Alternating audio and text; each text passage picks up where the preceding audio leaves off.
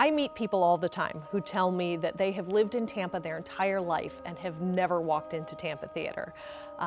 So I usually say, you know, we've only been here for 93 years, so we've been waiting for you. But what they don't realize is that we are one of the most utilized historic theaters in the country. We are in the midst of our 7th annual A Nightmare on Franklin Street series, which for us is 14 days of Halloween from top to bottom. So over the course of 14 days, we're doing 48 different Halloween events for literally all ages. We're doing ghost tours of the building. I mean, we are one of the most haunted buildings in Tampa, so it's only right. We're doing a bunch of films for grown-ups and kids. We're doing some live shows. We've got some amazing special guests. We're doing an evening of live storytelling the night before Halloween. So any way that you like to celebrate Halloween, whether it's just a little bit spooky all the way up to gross and gory, we've got it. And so why is this place considered haunted? We have entities all over the building that choose to manifest themselves in different ways. And there's 6 individual stories that we tell on the tours that take you from the lobby up to the balcony, down into the basement, and back into the auditorium. Most of them are either people who used to work here or patrons that we think are just still hanging around. So where are we going right now? We are headed up to the manager's office, which is one of my favorite stories on the tour. Because is your boss in there? No, he's upstairs.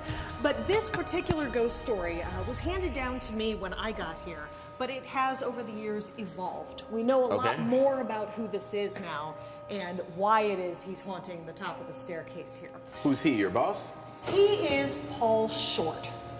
This is the manager's office, and this is the site of one of my favorite stories on the tour. Oh no. Well, after one of the tours, a couple came up to me who had been using a phone app called Ghost Radar. And we share that with our guests on the tours. It's a free app they can download.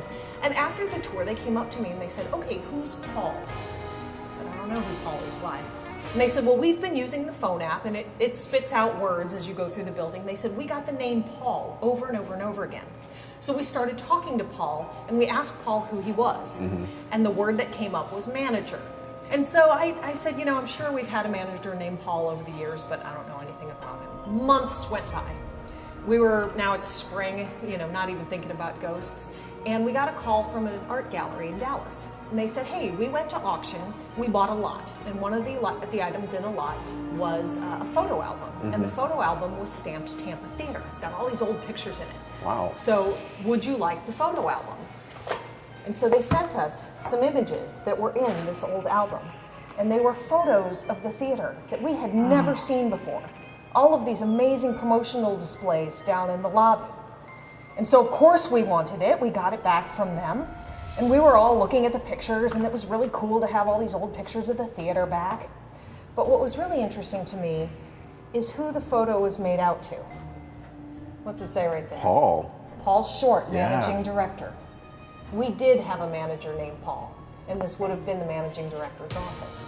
Tampa Theatre is unique in that it's an Eberson atmospheric, it's still here, it still has all of its original fixtures and furnishings, and it's still primarily film. We open our doors 600 times a year for film screenings, for tours, for live shows, for special events, for film camp, for educational programs.